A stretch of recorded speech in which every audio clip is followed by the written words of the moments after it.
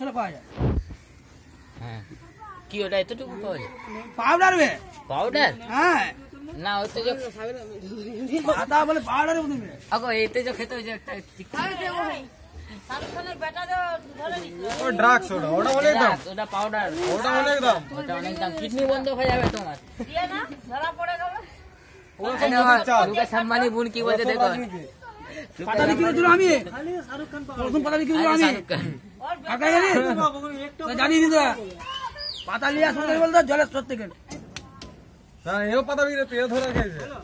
আমরা ধরার আগে না কি বলতো, যখন দেখলো আমার না প্রচুর রোজগার, হ্যাঁ 120 টাকা কিনা 200 টাকা বিক্রি, মানে 80 টাকা লাভ। 100 টাকা লাভ।